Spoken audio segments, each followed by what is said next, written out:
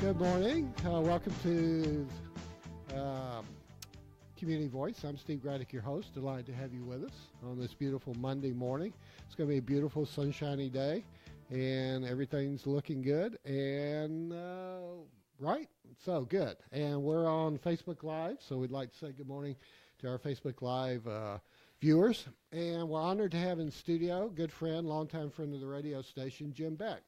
Jim Beck is a candidate for the State Insurance Commissioner. I got to tell you, Steve, it's gone much more high-tech than when I started with the reel-to-reel machines with you in the Tallapoosa radio station and all these lights and everything. I tell people I have a face for radio. So this is not helping me. Yeah, if anybody wants to validate that, they need to look at the Facebook Live. But yeah, so you have a little many years ago. You toyed around with radio a bit. Yeah, so I did. I learned a lot. Back then, we just had one microphone and one transmitter. I learned so much. I was actually on the air with Red Jones for many years. Yeah. I woke up with Red Jones. I woke up with Red Jones more than his wives did. Well, I think for people can gather from that you're kind of a homegrown local boy, and you're running for a statewide political office, which is no small feat. People tend to underestimate what that entails. Tell us a little something about your local background. So I came here in '79 to go to college, and really just kind of fell in love with the town. I had grown up in Mableton, and Mableton was a great community, but it was much more of a kind of a big street with a few stores. You know, it wasn't really a community. There was no town officially. So when I came to West Georgia, I really liked the idea of being in a small town, fell in love with it, and got to know the Cole family that owns Carroll Realty and Insurance. Sure. And started working with them and doing marketing and things like that around insurance companies, and finished my degree at West Georgia, did a little radio and, anything to pay the bills, when you're getting through school, and started a little marketing company that we grew, pretty substantially. And so it's just been a really, I tell people I've lived the American dream. I mean, my dad was a welder and a truck driver. My mama was a key punch operator. Now, some of the younger ones will have to ask people what a key punch card is, but you and I remember those. That's how you used to program a computer. Yeah. Fortran, baby. Had some of those at Tech, I'm sure. But at the end of the day, I've been here. I'm a product of this community and learned a lot. And it's really has been a blessing to be in a town where people can kind of surround you. And I've made my mistakes here, and I've made my successes here, and I've been humbled here, and I've learned here, and it's just an awesome community. Now you have a lovely wife. Oh, gosh, Lucy, yeah, please be in prayer for her. She is an 18-year breast cancer survivor, and it came back, so she's home recuperating for surgery. She is actually my campaign manager, so the campaign is kind of in trouble right now because she's out for a few weeks, and I mean that she's still trying to run the place, but I said, look, now, Lucy, you've got to recuperate. But I also tell people there's a scandal in the campaign. I'm sleeping with my campaign manager. That should be the lead story. Yeah, right.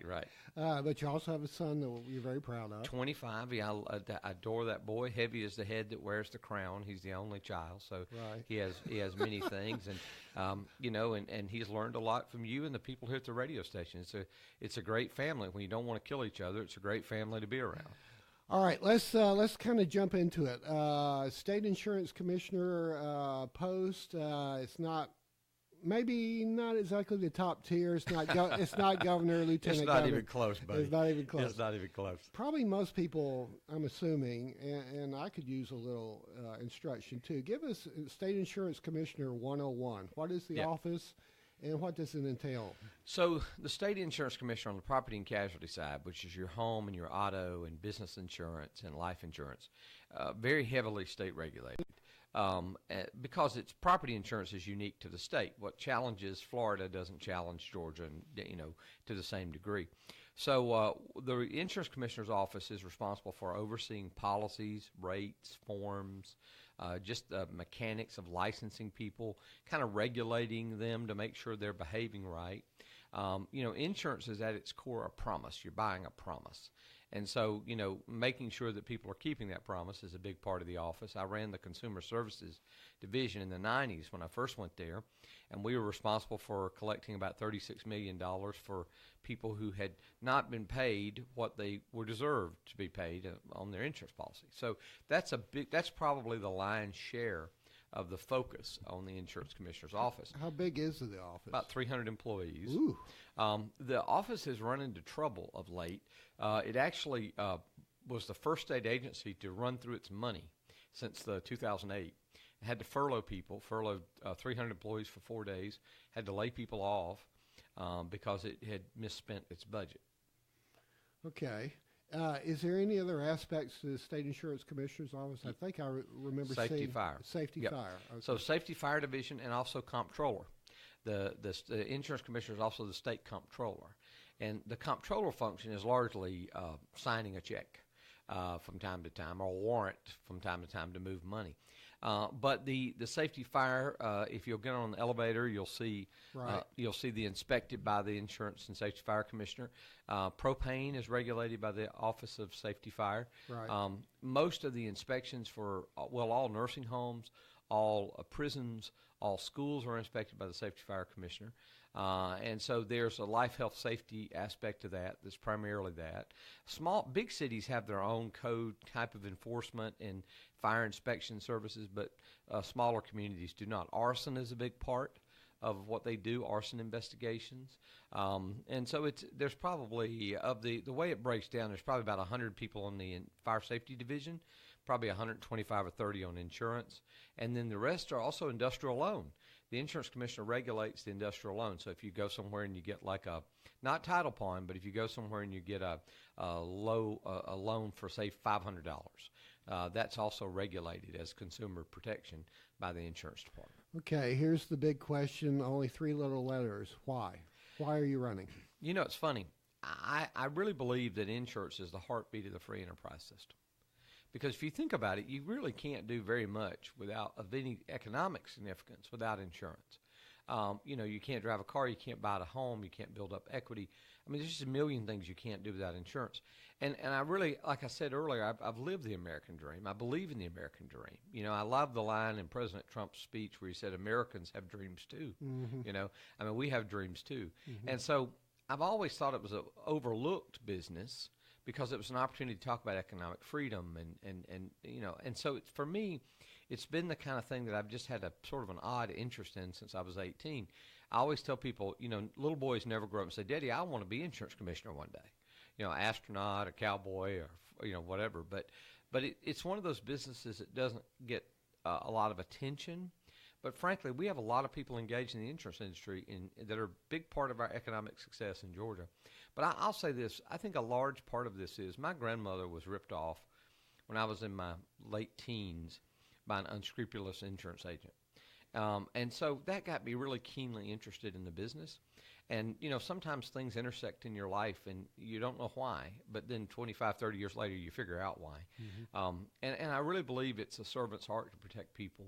Mm-hmm. And frankly, to create environments where people are free to pursue a dream. Our guest this morning is Jim Beck. He's running for State Insurance Commissioner of the great state of Georgia. It's JimBeckForGovernor.com, and we'll be back with more. Jim Beck for Insurance Commissioner. You promoted me to governor. Oh, really? I'm sorry. Don't do that, Stevie. JimBeckForGeorgia.com. Yeah, I'm sorry. Well, maybe. No. Anyway, we'll be back with more after this. At Tanner, we're advancing health throughout West Georgia and East Alabama, because we know that exceptional care isn't based on how many patients we serve, but how well we serve them. That's why we're focused on quality, delivering the best possible care for our patients. It's why we're expanding our clinical services and building new facilities to serve our growing community. And it's why we're looking beyond our hospitals and medical practices to develop sustainable wellness and preventive health programs in our region. What makes a hospital great has changed. It's not how many beds we have. It's how well we care for the neighbors who need them. Delivering the right care to every patient, every time, is how Tanner is advancing health with medicine beyond measure. Learn more at tanner.org or find a physician on our medical staff by calling 770-214-CARE.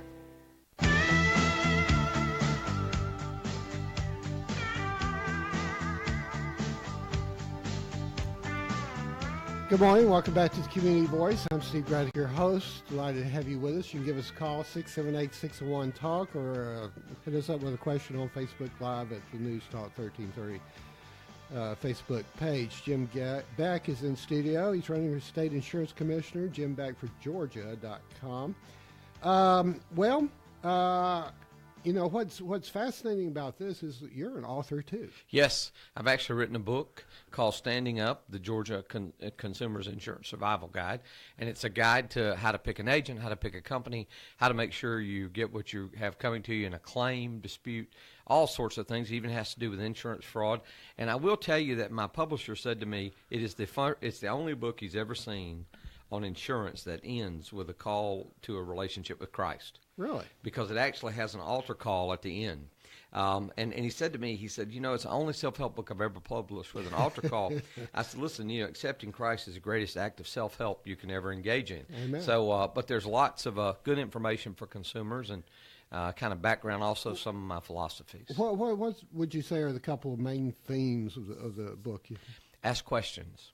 And you know, ask lots of questions of your agent, ask lots of questions of the company, and document when you're having conversations, especially when you have a claim. And then probably last but not least, I think that is, you know, there's even some information about how to avoid being ripped off when you're doing things around your house, like insurance repairs. I don't know if you remember, Steve, but when I ran the insurance fraud department, we did a sting with the Haralson County Sheriff's Office. Pardon me.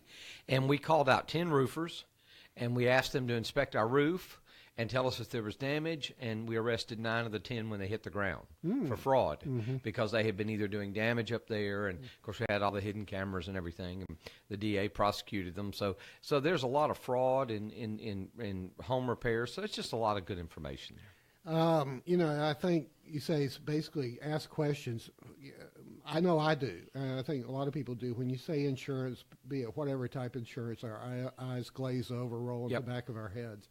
It's just like, who wants to learn the jargon? Who can humanly, in a short period of time, understand the complexity of it all? So I'll use the illustration I use about the government. When I talk to young kids about why they should be involved in politics, the first thing I do is say, okay, how much money do you have in your pocket? And when they pull out, you know, their money, if they've got $2, I take half of it. And I said, now, do you have any curiosity what I'm going to do with this dollar? They said, yeah, well, why did you take my money? And I said, well, then you're interested in government. Yeah, exactly. You know, and the same thing with insurance. Insurance takes about 20% of a family's adjusted gross income. So it's a big spend. And for businesses, too. It's huge. It's huge. It's a huge expense. Matter of fact, probably right in there after personnel and power. But at the end of the day, the insurance rates in Georgia, especially on auto, have really gone through the roof. For the past 3 years, insurance rates in Georgia have increased at twice the pace of the nation. In other words, everybody else in the country is paying about a 5% increase, which is not an unsubstantial increase, while Georgia's at 12 or 13%. Why is that? Well, it's interesting. I'd like to think it's because you don't have a very good insurance commissioner, but there are some things that press it. Distracted driving is a big issue. You know, we have to create a social stigma around distracted driving. Like they did, I can remember, you're old enough to remember 30 years ago, 40 years ago, people would get in a car and drunk driving. It was almost like Charlie drove home drunk yesterday. Sure. Now there's such a social stigma attached to it, you would never dream of doing that.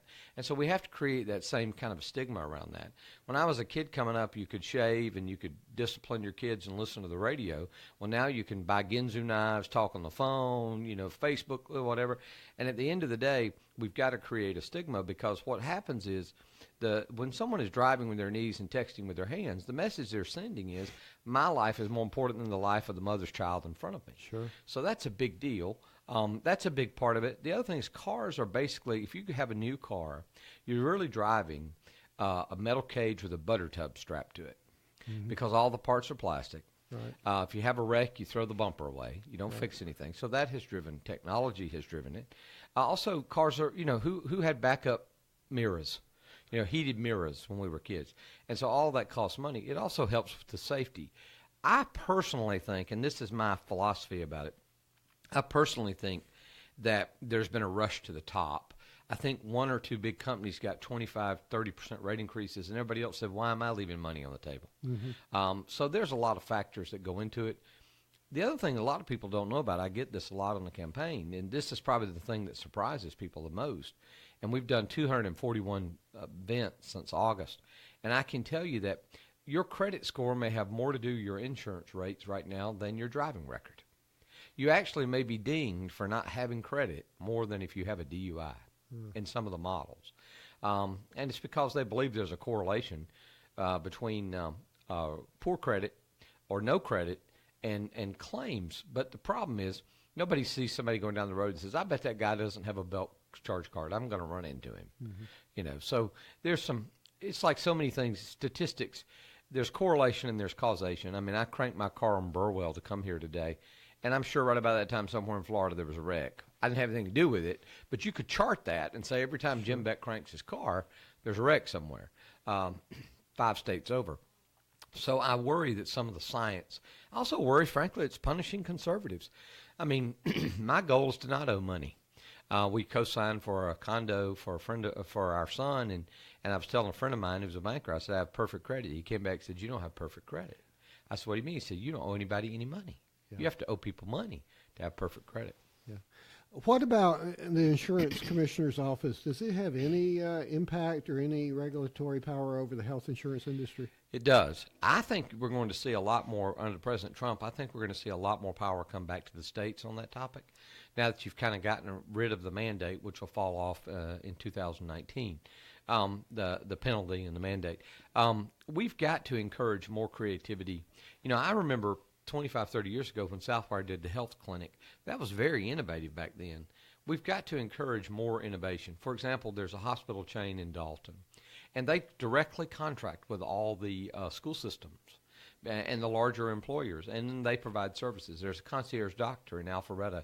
You pay $300 a month, and then basically if the expenses get past $100,000, a policy kicks in to protect the doctor and protect you. Christian Medishare programs, I have lots of friends who benefit from those. And so we've got to be creative.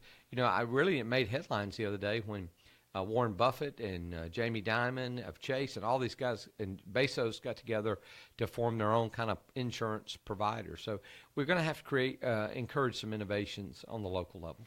So you've been traveling the entire state of Georgia. Yeah. The great state of Georgia. What are the main concerns, if there are main concerns, among the voting population? You hear an awful lot about health care because it's in the vapor. The challenge is that a lot of the people that I'm talking to tend to be older, and so that the health care is not as much of an issue for them because they're not getting it from an employer base. But you hear an awful lot about auto rates. The fact that, you know, when I started in the business, if you asked people what they paid for insurance, they couldn't tell you.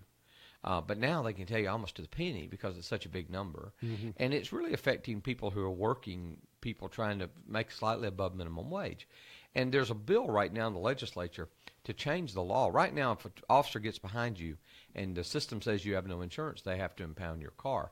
Now, that sounds okay in concept if you can buy insurance. But if you can't afford to buy insurance, you may be $9-10 short on your insurance policy.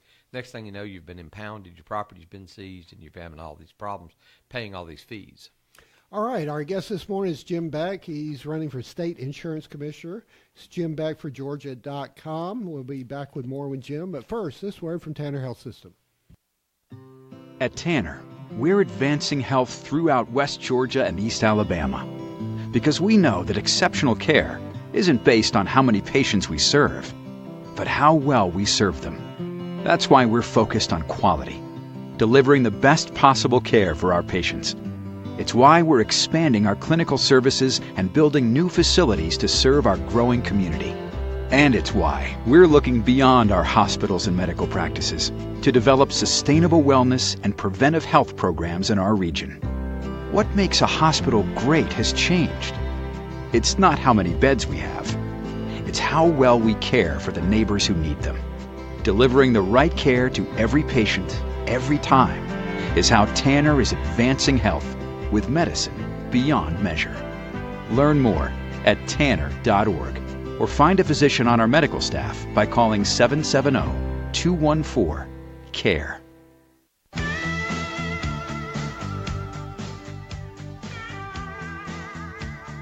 Good morning. Welcome back to the Community Voice. I'm Steve Graddick, your host on this beautiful Monday. It's going to be a sunny day. Beautiful day, Georgia. Which is what we like to say, what we like to see.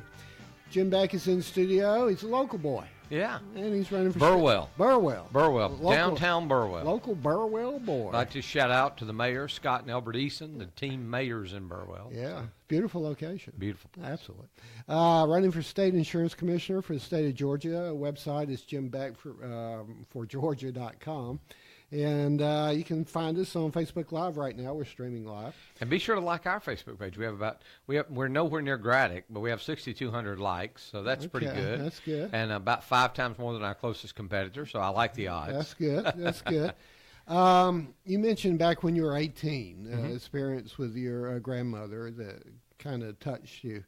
But your professional life, your career has been deeply involved in insurance in direct ways, indirect ways ever since. Give us some of that professional background. Yeah, as I say, I started a marketing company that served insurance companies, insurance agents, and then I left there and served a stint as a communications director for a lieutenant governor, and was very intimately involved. Was responsible for putting a bill through that doubled the penalties on people that defraud seniors in general. And then did some things there with the child welfare system, and frankly had a lot to do with the insurance stuff because that was one of the committees that was under my portfolio. Then I left to go to work for John Oxendine, who was the insurance commissioner at the time. Spent a few years there running the consumer services division and was responsible for creating the fraud unit, and then also ran industrial loan, oversaw the lending. A lot of consumer protection kind of stuff. Left there and went to work for an insurance company, and then returned and now you were with an insurance company for a pretty long period of time. Yeah, 10 years, nationwide. So you've been in private and the public sector. I tell people I know what it's like to sign the front of a paycheck. I have 3 other opponents in the race, and one of them has never held anything but a government job. And at the end of the day, you need to know what it's like to make commitments, make payroll, meet those obligations, and have to pay taxes. Have to deal with regulations. Yeah, I feel like I'm working for the government some days. Yeah, I could go on and on. Yeah, I bet. Your turn. I sense I've hit a sore spot there. But yeah, so my background is such that it's kind of really led to this. The other thing I tell people is I have no ambition to run for governor. I have a face for radio. I want to do this job. This job has been either occupied for the past quarter of a century by somebody who wanted to be in a higher office or somebody who was looking for a capstone to their career. I'm too young to retire, and at the same time, I don't have ambitions for a higher office, and so I really want to do this job. Well, in a nutshell, then that kind of has prepped you for this position, so you should be ready to roll when you take office. Yeah, I got to tell you, Steve, we even have adopted kind of a day one commissioner theme because I know that office. I know what I can do and what I can't do. And I can tell you there's some things we want to do day one. We want to double the penalty on any insurance company that defrauds a senior or an honorably discharged veteran. We want to require that if you make a rate filing as a company, that be streamed live, the hearing be streamed live so everybody can see it. Because we need transparency in rates. The other thing we want to do is we want to make sure that if there's any rate complaint statistics are put online. I run a small company that sells insurance policies, and you can see on our website how many complaints per 1,000 we get. And we do get complaints, but the consumer needs to be able to go to the state website and see how one company compares to another in terms of complaint handling. That's very important.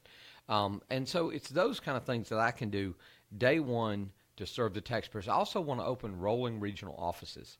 I love the new van you have, by the way. You could take that van, you go around and meet with consumers. I could. And so at the end of the day, I want to make sure that we have those offices out serving the consumers as opposed to the consumers having to come to the office.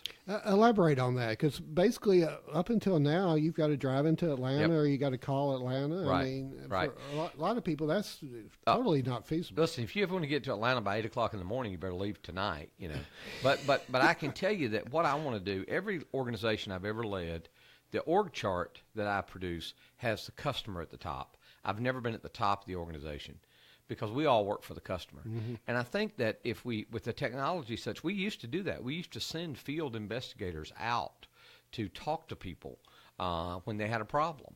And that's all kind of went away. But we need to go back to that because it sends the right message. What it says is that the consumer is running the place.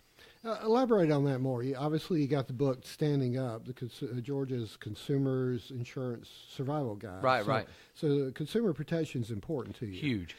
Really, the insurance commissioner's job I see primarily as consumer protection. I primarily see that as consumer protection. In what way? Well, because what you're dealing with is a contract, and it's a complicated contract in the sense that people are paying money for a promise. Now, we obviously have to protect the right of private contract, but let's face it, you're not fighting an even battle when you're fighting an insurance company that knows more about you than you do. And so you need somebody who can kind of put their thumb on the scale in a close call and make sure that the tie goes to the runner. Of those 300 employees, how many of those on average are really dedicated to helping consumers one-on-one? Directly, probably 40. 40? Indirectly, probably 180. Are you satisfied with that kind of outlay? I'm not. What I'm very not satisfied about is, and this is why government gets a bad name. In 1995, we helped create a fraud fund that specifically set aside money for the purpose of investigating frauds against insureds and insurance customers. Well, the state auditor put out a report recently. When the department went broke, they sent the auditor in to say what happened. And the state auditor put out a report, and even though that fraud fund only constitutes 3% of the overhead of the department or 5% of the employee count, 53% of that money has been siphoned off to be doing other things. So, and so it's really a problem when you have a dedicated pot of money that's supposed to be doing one thing and you wind up charging everything to it. It's really a problem. So there's a lot, and also 25% of that workforce is going to be retiring in the next couple of years because they're aging out. Right. There's also some proposals to restructure it. So it's going to go through a lot of changes. Do you know off the top of your head what the overall budget of the state insurance commissioner About is? $19 million. $19 million? Yep, $19 million. So the overall state budget is like $24 billion or something? Yeah, a lot more than I have in my bank account. Yeah. I can tell you that. Yeah, I'll just leave that. I could run on that. We're going to run out of time. We've only got about 2 minutes left. But before I ask you kind of to wrap it up, you've been on the road a good bit. You're going to stay on the road for the next 3 months. Election day is May 22nd. Early voting starts at the end of April 30th. What are some of the experiences you've had on the road that impacted you? I will tell you that there's been a lot. It's a very positive environment right now. Even though there's a lot of talk on the radio about negative politics, people are very optimistic about our country. I mean, look at the stock market. Not that that's the end-all, be-all. Look at the stock market. There's a lot of optimism out there. And I think you're seeing people who feel like they've never had a voice who now have a voice. Mm-hmm. And so it's a wonderful, energizing thing. I really draw energy from going to these meetings. We were in Spalding County the other day and had 80 people in a meeting on a Thursday night. And so it's very encouraging. If you're ever down and out, get out and go to one of these meetings, and you'll find yourself very encouraged. Okay, your 1 minute elevator pitch. Why should somebody vote for Jim Beck for State Insurance Commissioner? I want to do the job of insurance commissioner. I understand how important it is. I'm prepared to do it. And I know what I can and can't do day one. And I want to be an advocate for the underdog. Profit is not a dirty word. Nothing wrong with profit. I'm no snowflake.